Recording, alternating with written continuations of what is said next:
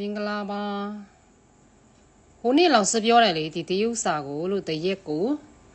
10လုံးလေးပါနော်မြင်း10လုံးလေးကျက်ပြီးအလုံး30လောက်ဆိုစကားပြောလို့ရတယ်လို့နော်ဒီနေ့ပြောပြမယ်နော်ဒီမှာနံပါတ်1ကလောက်စတို့ဘယ်လိုပေါင်းမလဲဝူဝေါ်တုံးအတန်ဆိုသူကဝေါ်ဝေါ်အဲ့လိုမျိုးဆိုတော့ဝူဝေါ်ဝေါ်အဲ့လိုဖတ်တယ်နော်ဝေါ်ဝေါ်ဆိုရင်ကျွန်တော်ကျွန်ုပ်ကျမပြီးရင်ငါပေါ့နော်တရုတ်လိုကြတော့သူကဒီတလုံးပဲရှိတယ်မြန်မာကျတော့ငါကျွန်တော်နော်ပြီးရင်ဖုန်းကြီးတွေနဲ့ပြောရင်တပည့်တော်လို့ဘာလို့အဲ့လိုရှိတယ်တရုတ်မှာကျတော့သူဒီတလုံးပဲရှိတယ်အဲကြောင့်မို့သူတချို့လူတွေကပြောမှာနော်အေးတရုတ်တွေကစကားပြောရင်ရိုင်းနေဆိုတော့ရိုင်းတာမဟုတ်သူ့မှာစလုံးကဒီတလုံးပဲရှိတာဝေါ်ဆိုကျွန်တော်ပြီးရင်မြန်မာလူကျတော့သူ့ကိုသူတို့ပြောတာကငါပဲလို့ထင်တယ်ပေါ့နော်အမှဆိုသူကကျွန်တော်လည်းတာပဲငါလည်းတာပဲပေါ့နော်မင်္ဂလေးဆိုရင်လည်းသူကဒီလုံးပဲတုံးတယ်ဝေါ်ဒါကနဲရီနီအဲ့လိုဖတ်တယ်နီ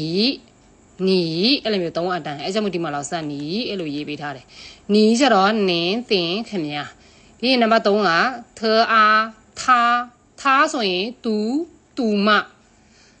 ဒီမှာကစကားပဲတင်တာမလို့စလုံးမပါလို့သူကယောက်ျားလေးရဲ့တူနဲ့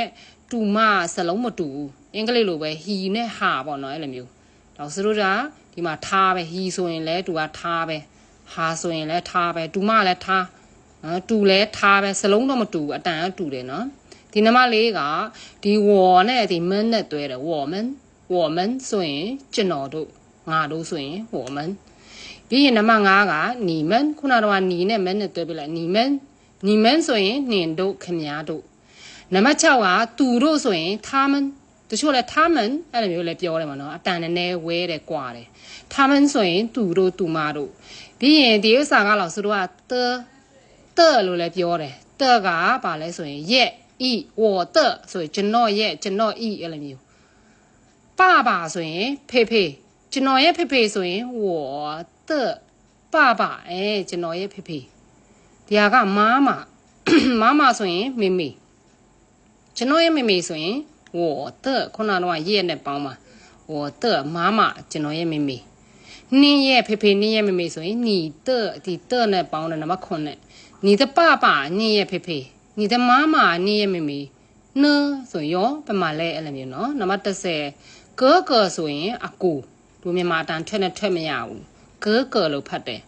ကူပေါ့နော်ဝေါ်တကောဆိုရင်ငါရဲ့အကူညီတဲ့ကောဆိုရင်နင်းရဲ့ကူအဲ့လိုမျိုးနော်အရန်လွယ်တယ်